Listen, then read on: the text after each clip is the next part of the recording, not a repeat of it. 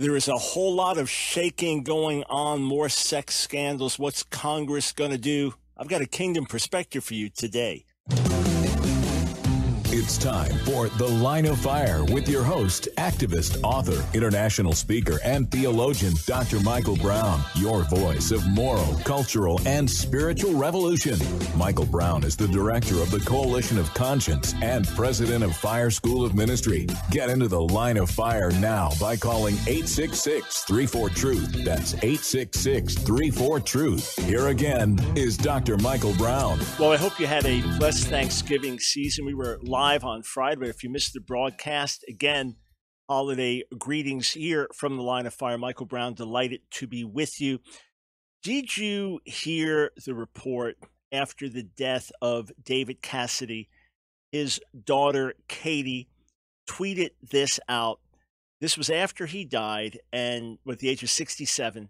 And she posted his closing words. And she said this: "Words can't express the solace our families receive from all the love and support during this trying time. My father's last words were, 'So much wasted time.'" She continued, "This will be a daily reminder for me to share my gratitude with those I love, is to never waste another minute. Thank you." So much wasted time. I wrote an article on that because the idea of redeeming the time has been very important to me for many years. I wrote an article, Learning from David Cassidy's Last Words. You can read it at AskDrBrown.org, AskDrBrown.org. Just click on the link there, which will take you over to the stream. Learning from David Cassidy's Last Words. And I took excerpts from my 1990 book, How Saved Are We? And in that book, I have a chapter called Redeeming the Time. And I look at the lives of different leaders, people who are mightily used by God, people who made lasting impacts, people from the 1700s and 1800s that I had been studying, like George Whitefield and Jonathan Edwards and John Wesley and Henry Martyn and Robert Murray McCheyne and William Carey. And what these leaders had in common, among a great devotion to the Lord and love for the lost, what they had in common was that they were determined to redeem the time. Now, I know that we can get legalistic. I know that we can push ourselves and beat ourselves, and there's no rest, and there's no refreshment, and there's no joy in God's goodness, and we think, I have to do it, I have to do it, I have to do it. But on the flip side, throughout the Word, we are exhorted to be good stewards. Throughout the Word, we are exhorted to be diligent, and to love God, and to love our neighbor, and to take advantage of the opportunities that we have. And I'm not in a race with anyone else. I'm not trying to compete with you. I'm not trying to be better than someone else or bigger than someone else. No. God forbid. That's just carnality. However, Paul tells each of us to run our own race so as to win. I know the gifts that God has given me. I know the opportunities he set before me. I know that even if I live to be 95 years old, that the clock is ticking. You know the gifts, the opportunities, the grace that God has given you. And I want to encourage you to not let your last words be so much wasted time. I want to encourage you not to live your life in such a way that at the end of your life you think, oh, if only I had really prayed, if only I had really followed the Lord, if only I had really been serious, if only I'd really spent quality time with my family, if only I had devoted time to reaching my neighborhood, if only this, if only that, if only if I had preached with real courage and not been so concerned about what people were thinking, if only I had not wasted so much time. Again, take this in not in a legalistic way, but in a constructive way. It's your life, it's your family, it's your schedule. And then at the end of each day, ask yourself, how do I feel about how I spent my day?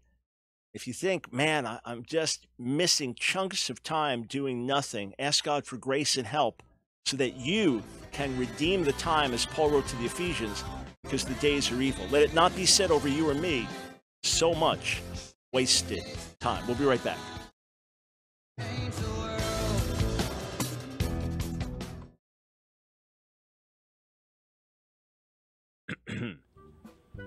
I want to present to you a unique way that you can partner together with me to reach Jewish people with the good news of Jesus, Yeshua, the Messiah. Hey, Paul wrote that the gospel is to the Jew first, but many of us don't know how to reach the Jewish people with the gospel. Can I tell you, we have a unique open door and Jewish people are ready to hear, but we need your help. When I was in Israel recently, my last hour in Jerusalem, about a dozen different people came up to me and they wanted to thank me for the impact of our message. One Jewish woman came up to me, a believer in Jesus. She said, "You saved my son's life. He was falling away. He was getting pulled by other objections to Jesus. He read your material. He's back in the faith." A young man came up to me. He said he and his Orthodox Jewish friends, here he is, I mean, with the yarmulke, the head covering, the traditional Jewish outfit, he said he and his Jewish friends, his Orthodox friends, watch my debates with rabbis. A few years ago, I was able to lead a Holocaust survivor to faith in Jesus. He was a brilliant man, an atheist who had fled the Holocaust. He read my books on answering Jewish objections to Jesus, came to faith, led his wife to the Lord before they left this world. Friends, we have the resources. We have books ready to be translated in Hebrew to be distributed in Israel. We have our Real Messiah website, unique for reaching Jewish people, Orthodox Jews with the gospel, ready to be translated in Hebrew, ready to do internet campaigns to get into every home in Israel. Every cell phone in Israel can have this message, but we need your help. Every gift to our ministry will literally help us reach another Jewish person with the good news of Jesus the Messiah.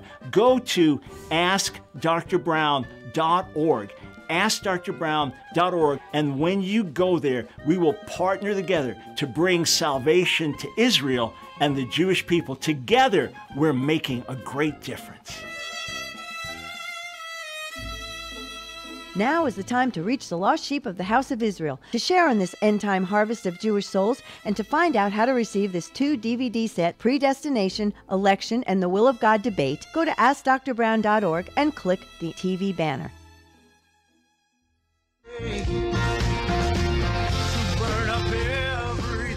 Thanks, friends, for joining us today on The Line of Fire. This is Michael Brown. Here's the number to call, 866-34-TRUTH, 866-348-7884.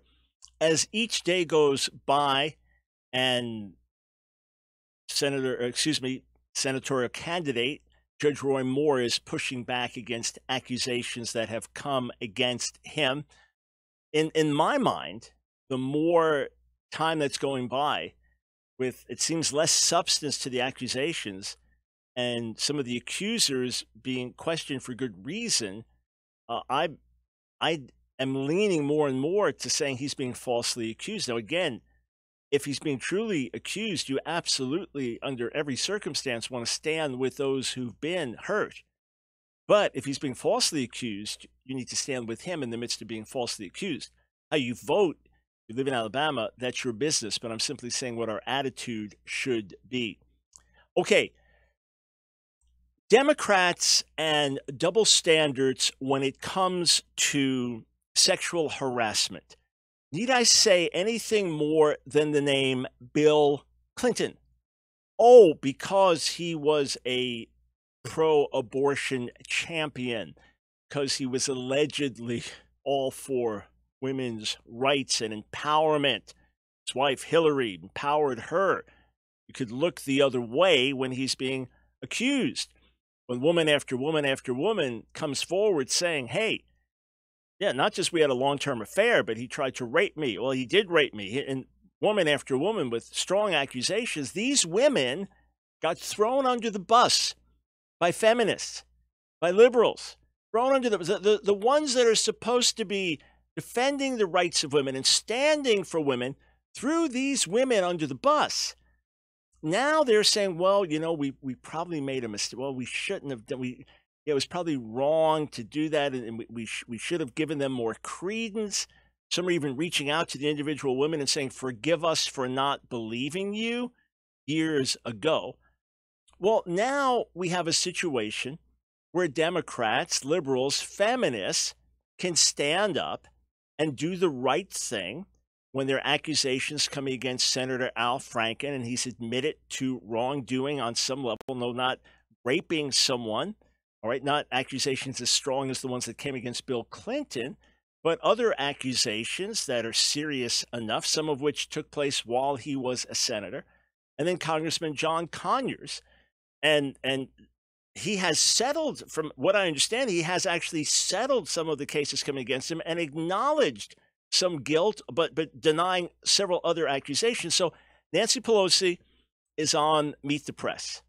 Nancy Pelosi is on Meet the Press.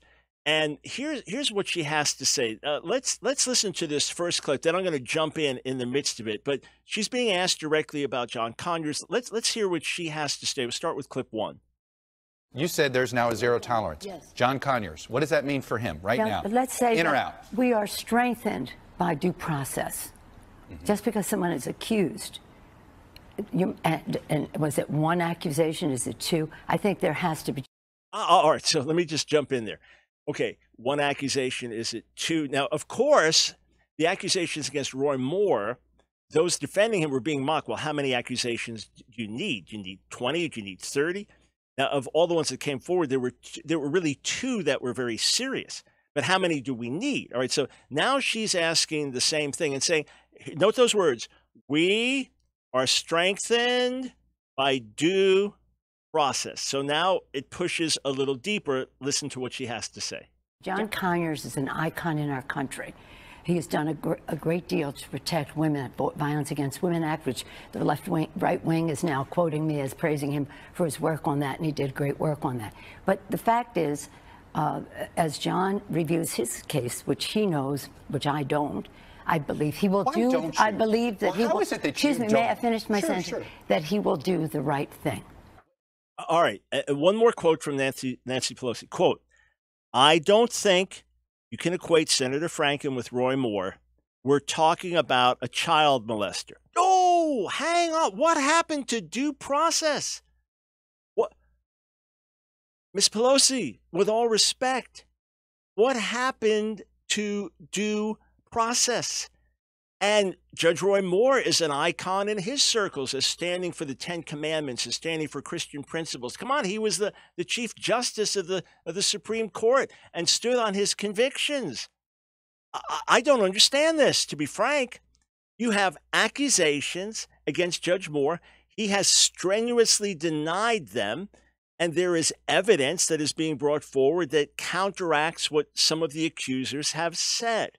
All right, John Conyers, from what I understand, has admitted to some of the allegations being true, has even made cash settlements in the midst of some of the allegations. That's what I understand, and is denying some of the others. So he's admitted to some, and Al Franken has admitted to some things. All right? What about due process? What kind of hypocrisy is this? If you're going to call for due process for one, then don't call Judge Moore a child molester. And let's also understand that when you say child molester, if the charges against him were true, they're even being exaggerated as if, he kidnapped a 4-year-old and molested a child. If the charges against him were true, of course he needs to step down. Of course he's lying about it today if the charges were true, and he should not be serving. Of course I could not vote for him in good conscience, no matter what other good he would do, because not only did he commit the sins back then, and actually crimes back then, but he'd be lying about them today. He strenuously denies them. Many other witnesses coming forward verifying his story. Either way, due process. And may I ask, with all respect, if you are doing, and the Democrats are doing, the exact same thing today that they did with President Clinton, because he is as a governor and then as the president, he was an icon. And therefore, when charges come against him, you don't want to say you're throwing the women under the bus, but give him the opportunity to defend himself, and then find a way to not take action against your cultural icons, no matter how big a hypocrite the person may be, no matter how abusive to women they may be, because they're part of the Klan. Come on, let's be honest here. There is no due process that's being asked for when it comes to those that are Republicans or that are conservatives or that are evangelicals. Oh, no. They don't get due process. They are immediately guilty as charged. Let's expose this Democratic, liberal, and feminist hypocrisy for what it is. And again, friends, I mean, look, let me read this quote to you again.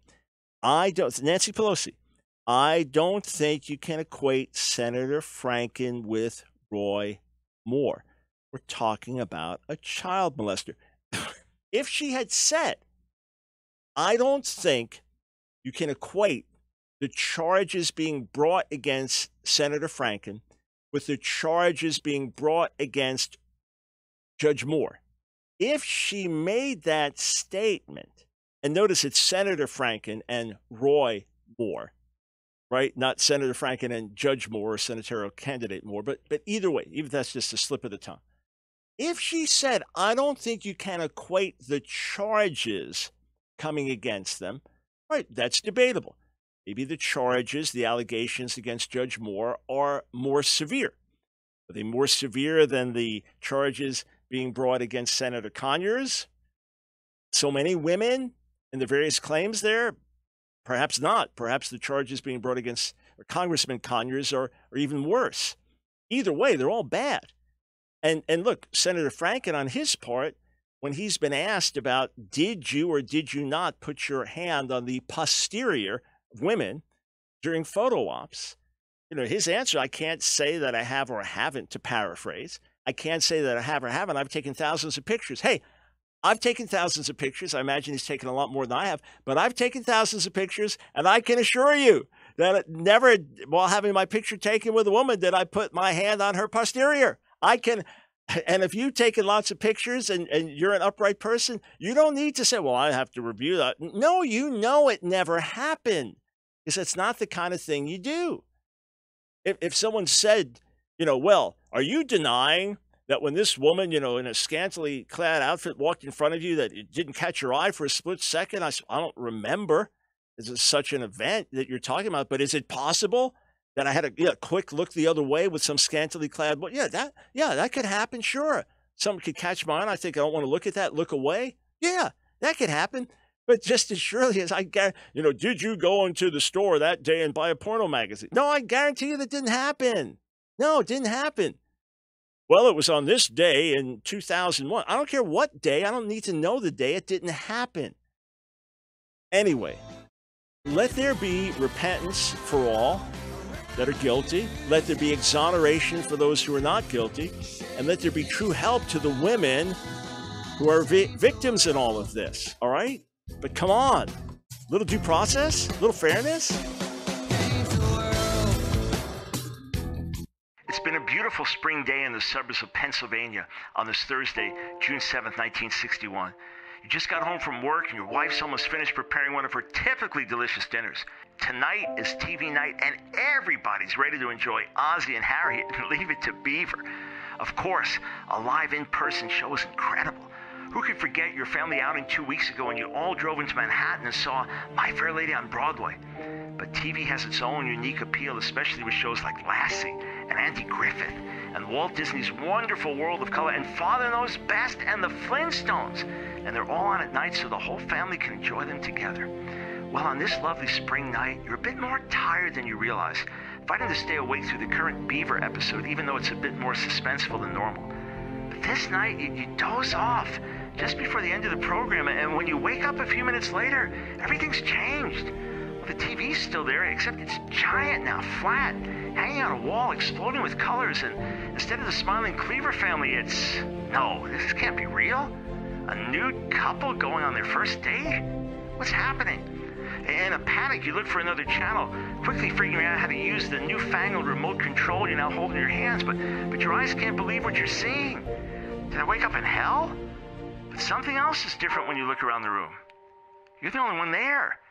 Your 15-year-old son is out with his best friend Robbie, who used to be called Robin, back when he was a girl, along with Robbie's 17-year-old brother. They went to see a new movie in the Hostel series where people are tortured to death and mutilated for fun, but hey, at least he's out of the house. Better than playing Grand Theft Auto for 6 straight hours where your boy's raping women and killing cops on his video screen. Suddenly you wake up with a start. This was all a dream. With relief, you look around at your wonderful family smiling at their dad who fell asleep in the middle of TV night, and you think to yourself, thank God, this was only a bad dream. There's no way America or my family could ever look like that.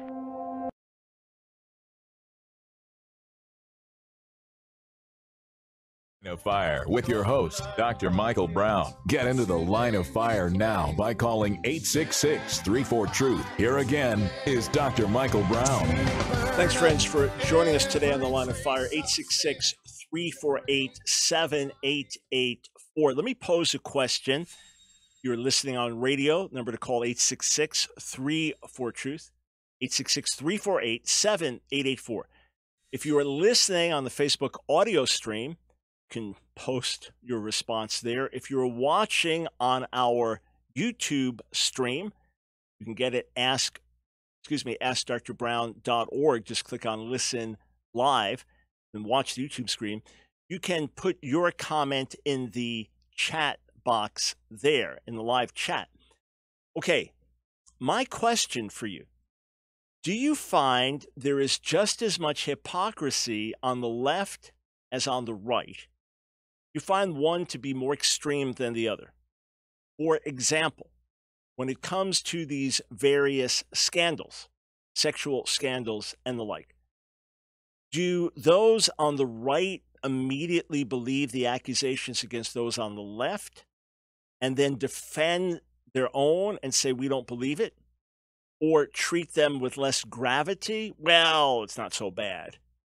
Or do those on the left immediately throw those on the right under the bus and believe the accusations against them while defending their own or by minimizing the gravity of what's done? Or is there more hypocrisy on one side than the other? You follow my question? Just to make sure we're clear on this.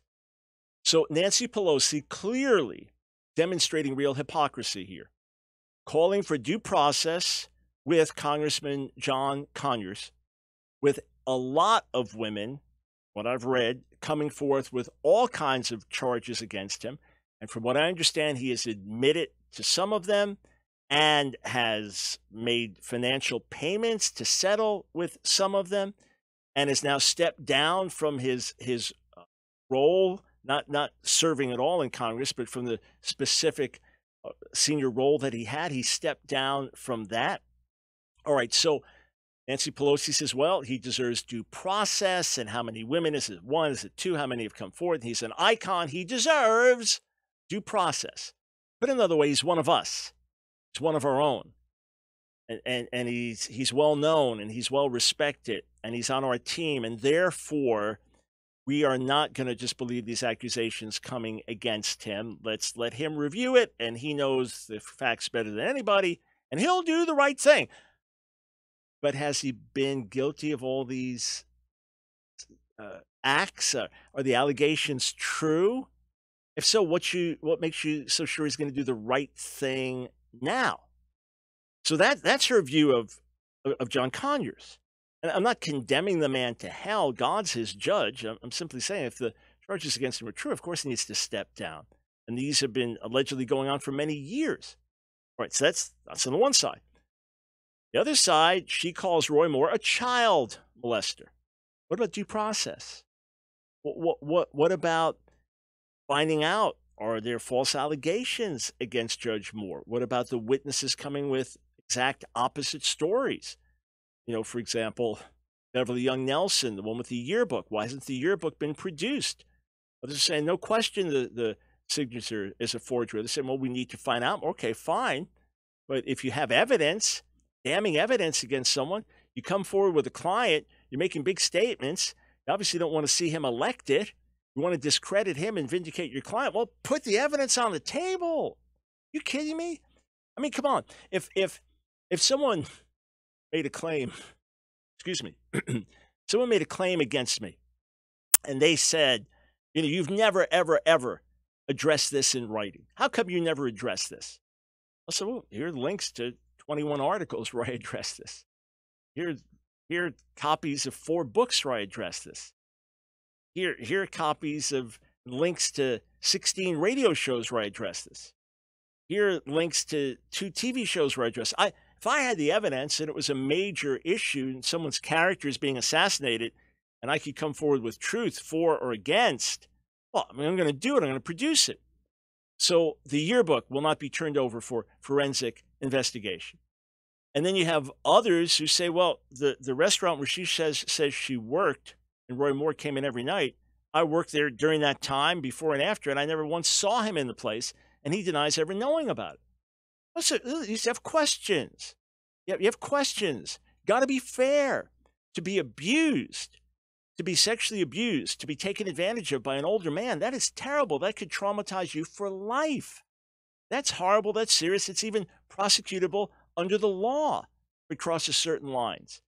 On the flip side, to live your life carefully in the fear of God for decades and decades and decades, and to want to serve the people of your state and of your nation, and to serve and honor God, and to be falsely accused and lied about in a way that could tarnish your entire life and reputation, that is very serious also. So yes, I am all for due process. But Nancy Pelosi wants due process for John Conyers, while she has already judged, vilified Roy Moore. Okay, that is blatant hypocrisy. But do we do the same thing, those of us who are conservative, those of us that would be identified by society as being on the right, morally, socially, culturally? Do we do the same? That we hear an accusation against Judge Moore and think, well, it's Judge Roy Moore, and after all, he's been serving for decades, and he's a fearless leader, and he's loved by the people of Alabama, and he was twice elected to the Supreme Court and was once the Chief Justice, but wouldn't back down from his convictions against gay marriage and against removal of the 10 Commandments and things like that. And got to give him the benefit of the doubt and let there be due process. But Al Franken, John Conyers, of course they're guilty. They're obviously guilty. Do we do the same? Now, obviously, I can't, I cannot make an overall evaluation. And as if I've listened to every interview and read every article and seen discussion from everyone, quote, on the right or on the left. What I can do is challenge each of us to use equal weights and measures. To use equal weights and measures. And the weights and measures means treating everyone the same. It means treating everyone with equal justice, fairness, giving everyone the same benefit of the doubt where it can be given, holding everyone to the same standards of justice and scrutiny. And look, the courts are called to do it. Parents are called to do it. You've got 2 kids. One kid maybe gets in trouble more than the other kid. But when each situation is evaluated, you still have to evaluate it fairly, lest you do what Proverbs speaks against strongly, which is acquitting the guilty and condemning the righteous. That's what we cannot and must not do. Equal standards for all. That's called righteousness. We'll be right back.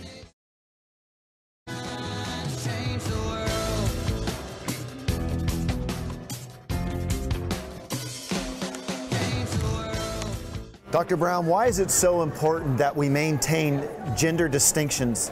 It's not just a theological thing that God made us male and female. This is what makes the world go round. And every child has a mother and a father. It doesn't work without that. Once we start to say, no, gender is not what's between your legs. Gender is what's between your ears. Gender is what you perceive it to be. As someone told me, it's primitive to define gender based on biology and chromosomes. Then the sky is the limit. You can shift your gender back and forth by the minute. In point of fact, Facebook came up with 50 different ways to describe your gender, including 10 simultaneously. But that wasn't enough, so they had to add in fill in the blank. When you start to have gender-neutral bathrooms in elementary schools and gender-neutral locker rooms in public fitness places, you start to see the social and moral insanity of it. I have compassion on people who struggle, but once gender becomes the enemy, you have societal madness. So it is incumbent on us to celebrate gender distinctions, to enjoy gender distinctions. This is what makes the world go round.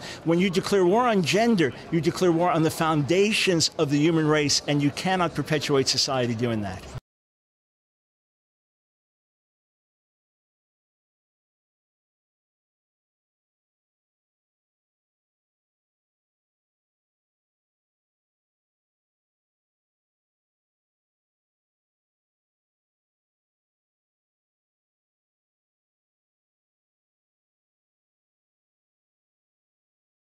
Hey friends, welcome back to The Line of Fire. This is Michael Brown. Thanks so much for joining us today. Here's the number to call, 866-34-TRUTH, 866-348-7884. Greetings to all just rejoining us after a long Thanksgiving weekend. I wrote an article, my latest article, about the rotten fruit of radical feminism and identity politics. That's the name of it, the rotten fruit of radical feminism and identity politics. We have had several decades now of radical feminism, which is as much about hatred of men and hatred of male, quote, patriarchy, as it is as much about, quote, liberation for women. The women's lib movement fueled largely by hatred of men.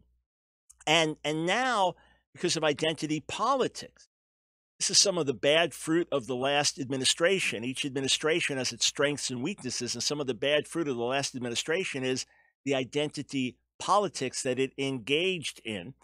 And as a result of that, you now have a focused hatred, not just on men, but on white men. There's a tweet that's getting a lot of attention by a black woman who used the Twitter handle Night Nurse. And listen to what she had to say. Every white woman raises a detriment to society when they raise a son.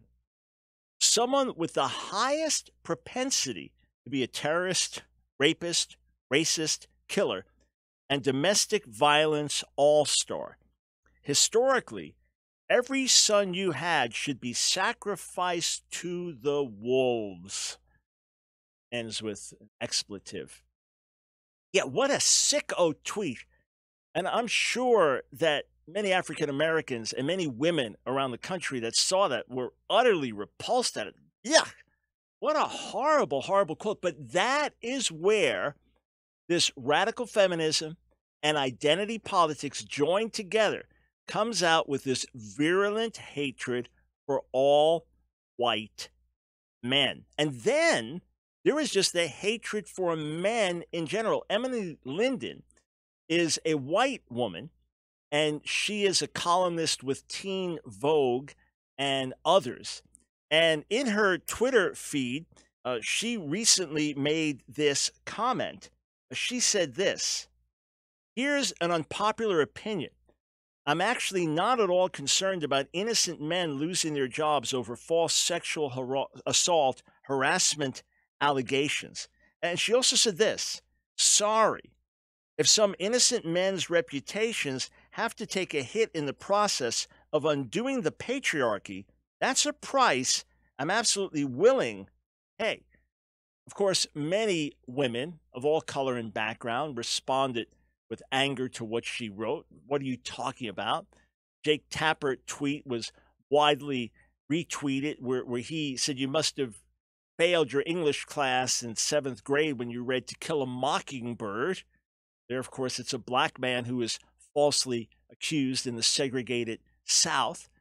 And then he also pointed out, you're not going to be the one paying the price. It'll be the men falsely accused. This is where radical identity politics and radical feminism have brought us. Oh, yes, men are guilty. of certain things. White men are guilty of certain things. Women are guilty of certain things. Black men, black women, people of all. Every human being is guilty of something ugly, and all of us in our history have something as a people that is bad and other things that are good. But it is this focused hatred on a class of people, and whatever comes their way, they deserve it because they are evil.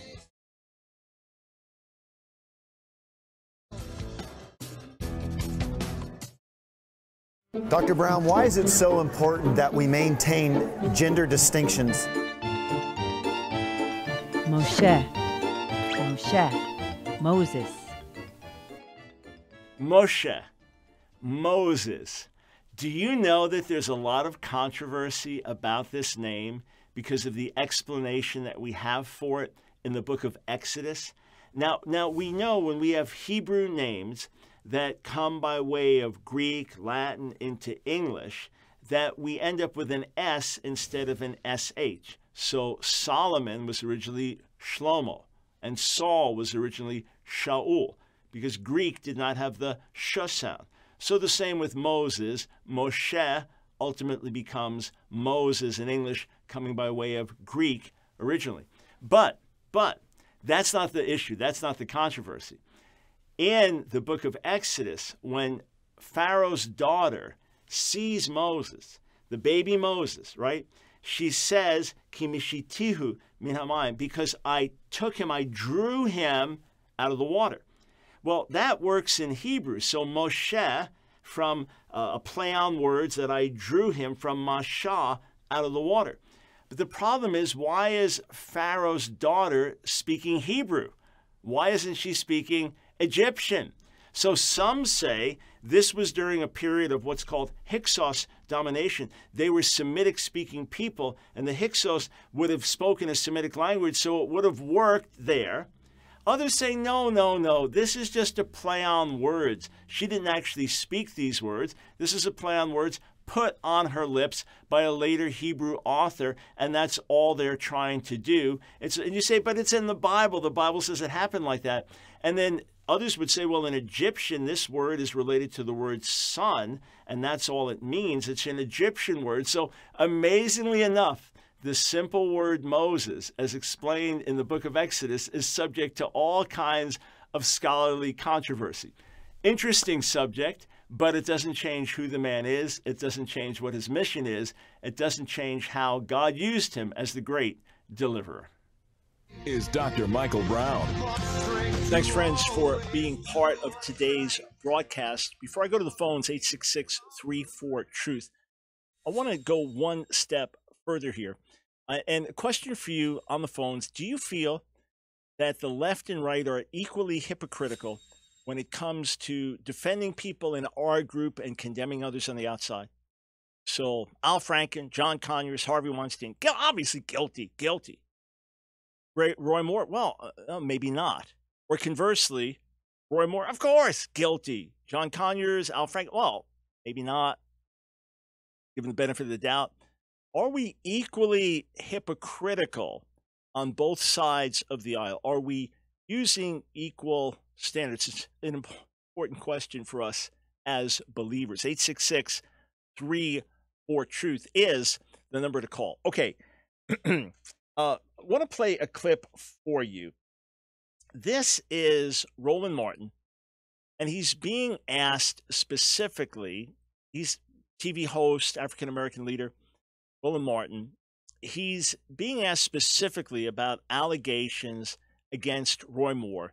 Are evangelicals taking these accusations seriously? Listen to what he has to say. You look at Ralph Reed, you look at Tony Perkins, you look at Robert Jeffers, you look at how they have defended anything and everything that Donald Trump has said and done. They don't care. White conservative evangelicals also care about power. All they care about is a right-wing judge on the Supreme Court. All they care about are the same judges on the federal bench. They don't care. They are not, as I've said before when I criticized Paula White, they are not about the prophetic, P-R-O-P-H-E-T. They care about profit, P-R-O-F-I-T. That's their focus. So, white evangelicals, and in a quote right before that, he said explicitly, white evangelicals care about power. They care about power, care about profits. That's it.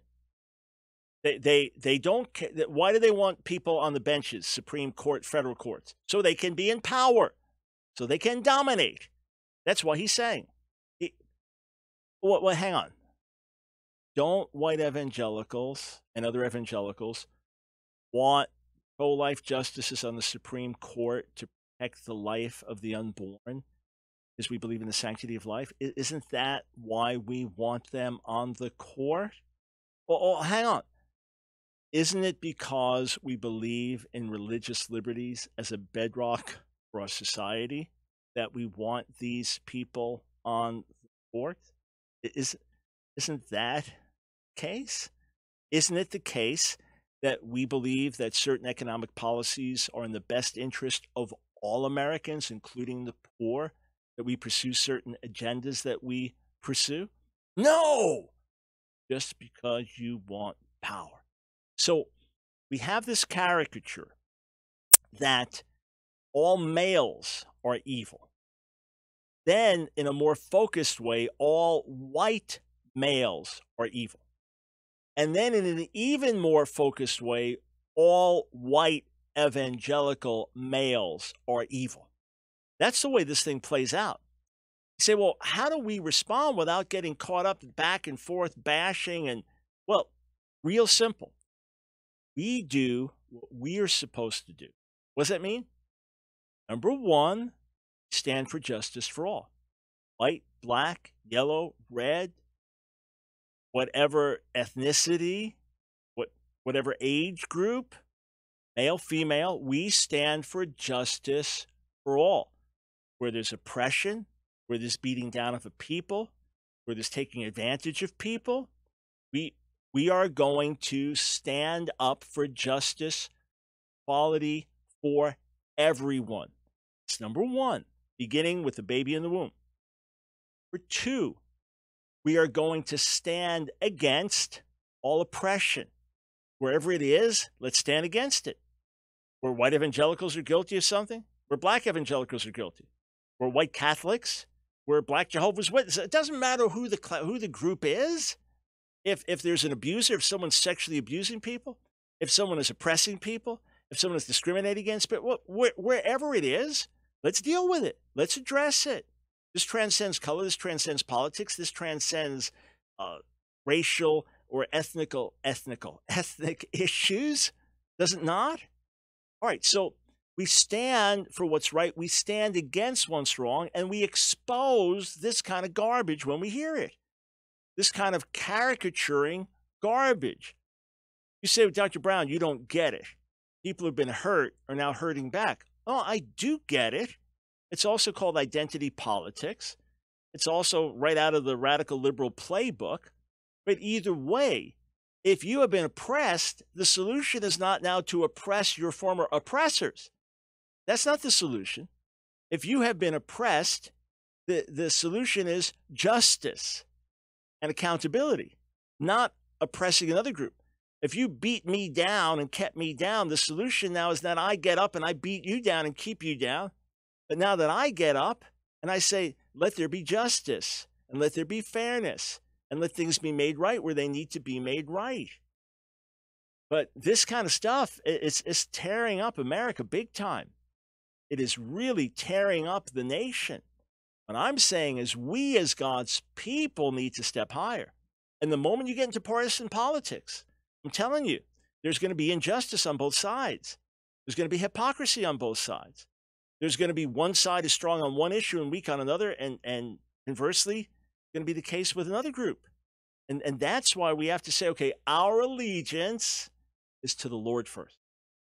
My primary allegiance is not to males, not to whites, not to Americans.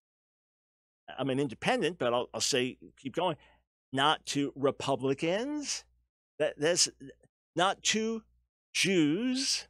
My primary allegiance is to the Lord. That's where it matters for me. I want to be in harmony with what is right in his sight. I want to be, in that respect, an equal opportunity offender. Follow what I'm saying? equal opportunity offender.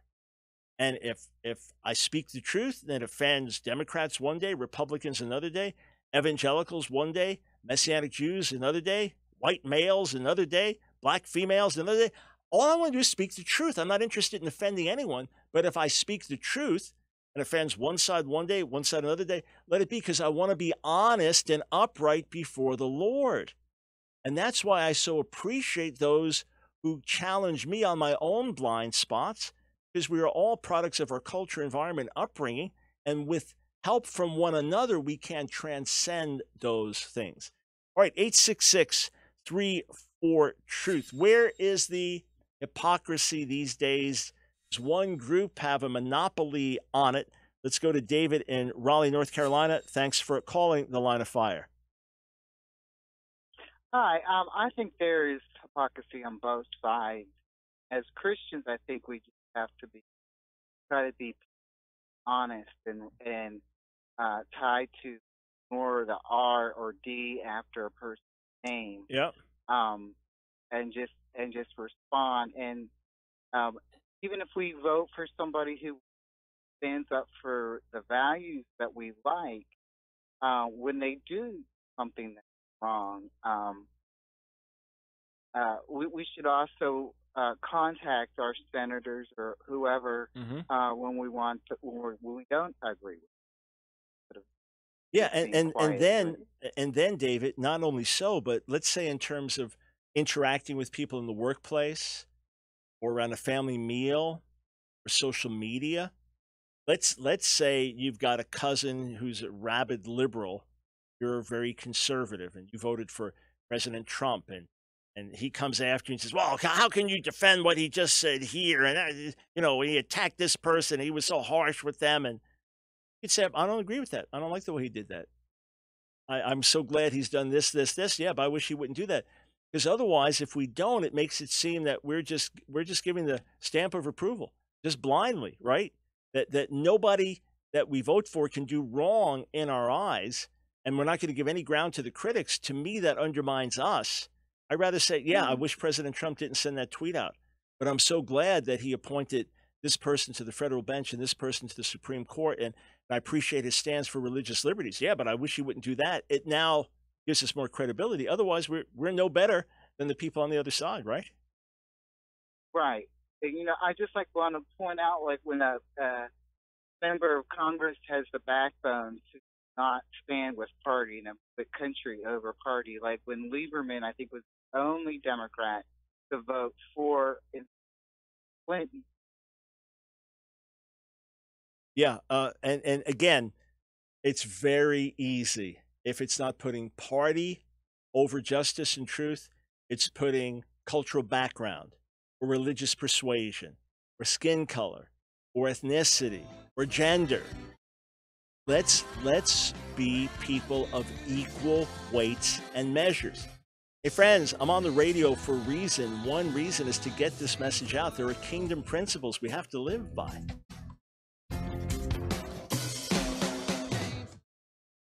You don't need a PhD to know that our world is in serious trouble. All it takes is one glance at your social media feed to see that we're at a critical time, not just in our nation's history, but in world history. And this generation of believers is facing an unprecedented barrage of attacks against the truth of the gospel, and they're coming from 1,000 different directions. If ever there was a time for the body to speak out, to raise a righteous standard, and to be a beacon of hope in the midst of a sea of despair, now is that time. Through preaching and teaching and radio and writing and social media, God's given us a voice. By His grace, many, many lives have been impacted for the gospel around the world. So it's for that reason I want to take you behind the scenes here and ask Dr. Brown, let you know about some of the exciting projects we're involved in, and share with you how you can help us fulfill this great mandate from the Lord in this battle for the hearts and minds of a whole generation. Over the last several months, our studio has undergone a massive overhaul. We have put thousands of dollars into revamping what is basically our command central. This studio is not just used to produce the Line of Fire radio broadcast, but we also produce in this studio hundreds of YouTube videos that you see, as well as our media for other ministry outlets like God TV and NRB TV. So this studio is really the heartbeat of everything, all the media that we produce at Ask Dr. Brown. And now we are ready to step into a whole new realm, and we can do it with your help. So I'm asking you today to partner with us. Through your generous donations, we can fulfill this mandate from the Lord in this battle for the hearts and minds of a whole generation, and you can help amplify my voice. Friends, stand with us today. Together, we're making a difference.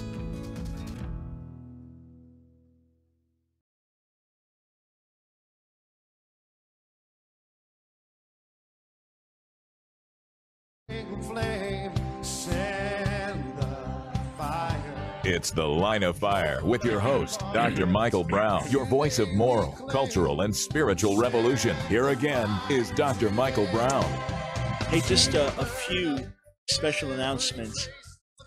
This Saturday, Charlotte, North Carolina, could be one of the most significant pro-life events in many, many years. It should be historic. As many as 7,000 are expected that will be part of a March for Life.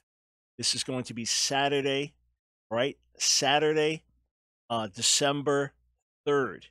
Saturday, December 3rd. There's going to be a major march taking place.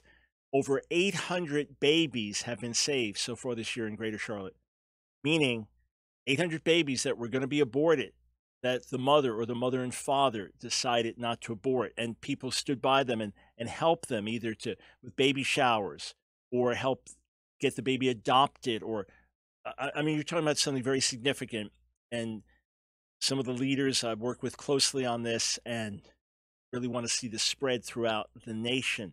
I'll be giving more details about that tomorrow, but please, if you're anywhere near Charlotte, it's going to be Saturday morning, 9 to 11. Please join us. I fly to India later that day. I plan to be there in the morning. Also, if you were watching our live video feed, you saw our announcement that we've played a number of times about GoFundMe and how you can help with all of our video production and enable us to do even more of what we're doing. If you're watching regularly, I think you appreciate what we're able to do live right now. So to stand with us, go to GoFundMe.com/Ask Dr. Brown, AskDr Brown video, Ask Dr. Brown, studio. GoFundMe.com, Ask Dr. Brown studio. And any gift of any size is a great help to us. Also, we do our best to keep giving, being a blessing to you. And today is called Cyber Monday. Friday's Black Friday. Today, Cyber Monday. What we did is we took, I believe, our 10 best-selling resources, books, things like that, and have slashed the price by 30% plus free shipping. So that amounts to, in some cases, 35, 40% discount. So those are really special offers. We can't afford to do that all the time because the resources cost us as well. Take advantage of that, all right? That's at the website, AskDrBrown.org. We keep trying to find ways to be a blessing to you, get more material out to you in discounted form, so much of it free. So take advantage of it. That's today. Yeah, great time to get these books, resources. Use them for holiday gifts. This way, you're helping us in our ministry, and you're being a blessing to others as well. 866-34-TRUTH. Back to the phones in Honolulu, Hawaii. Barbara, welcome to the Line of Fire. Shalom, Dr. Brown. Shalom.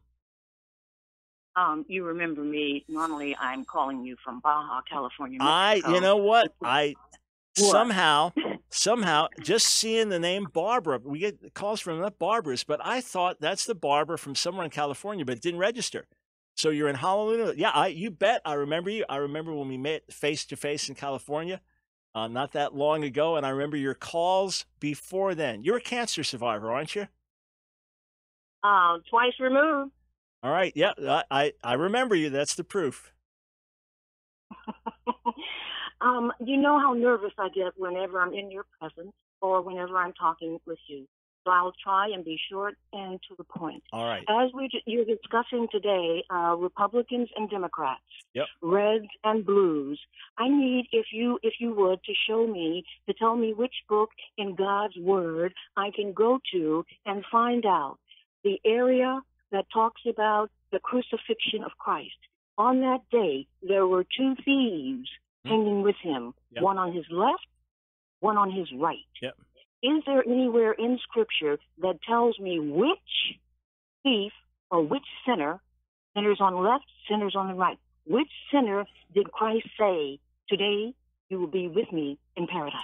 Right. So was it on the left or on the right? Right. So of course that account we find in Luke's Gospel, the 23rd chapter. And in Luke 23, we have the others reference it. You know, for example, Matthew says that both thieves were speaking against Jesus, right? But it's right, Luke only who tells us about the one of them. So it says, criminals hanging there kept insulting him. You're the Messiah, aren't you? Save yourself and us. But the other criminal rebuked him, aren't you afraid of God? So it just says on either side, and it doesn't say just one and the other. It doesn't tell us if it was on the left or the right. So this just mentions the two of them. Yeah. Well, praise God for you, Dr. Brown, because I was looking and I couldn't find it. So in my world, just Barbara's world, you know, in this chemo-ridden brain world, all right, to me, he looked to the thief on the right, and he said, today, why? You will be with me in paradise. Why? Because the thief on the right had faith in Christ. The one on the right. I put him on the right, where I put him.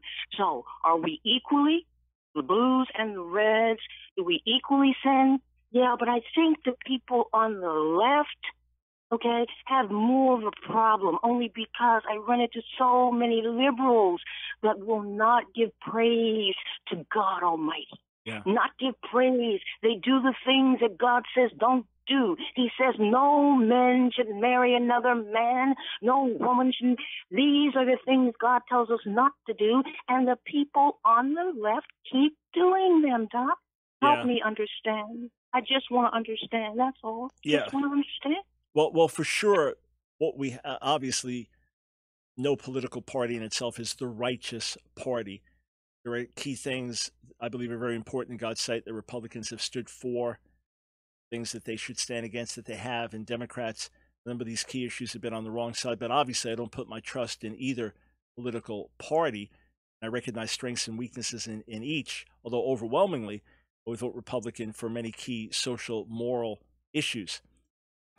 But that being said, the tendency on the left is to be more atheistic, is to be more God-rejecting, is to be less Christian, less believing the Scriptures. Therefore, there will be the exaltation of man, what's right in the eyes of people, rather than what's right in the eyes of God.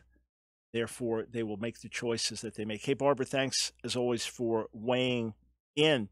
Okay, Saturday, December 2nd. I said 3rd. Saturday, December 2nd. Thanks for catching that for me. Saturday, December 2nd, the March for Life, expecting as many as 7,000 people for a prayer walk. So 9 a.m.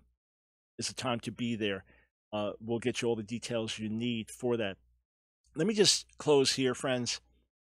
If you have skeletons in your closet and you're worried that some stuff may come out about your past, your spouse knew it, if your pastor knew it, if your friends knew it, it would destroy you. And you just hope, oh boy, I hope this won't come out. I hope this won't come out. That's no way to live. No way to live. Best thing is bring it out to the light. Bring it out to the light, at least to people to whom you're accountable, or to people who'd be affected. And together work it through and move forward. But to just keep hiding and covering up and hoping it doesn't come out, there's no way to live, friend. All right, back with you tomorrow.